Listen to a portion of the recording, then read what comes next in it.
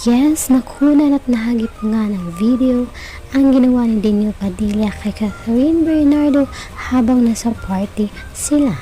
Para malaman to guys, watch this video till the end.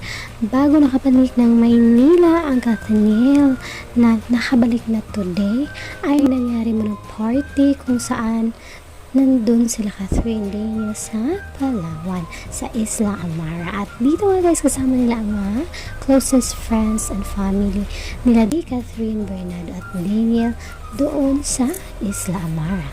At may nangyaring party nga before sila bumalik. At ngayon makikita nyo dito guys yung ginawa ni Daniel Padilla. Kaya narito yung video guys, kayo mismo ang humusga kung wala naman talaga dahil may naka-video sa kanila habang hindi alam ni Catherine at Daniel na may nag-video.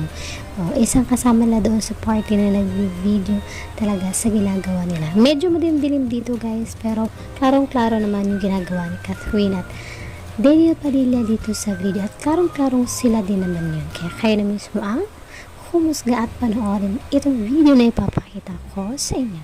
And of course, credits sa may-ari ng video na ito.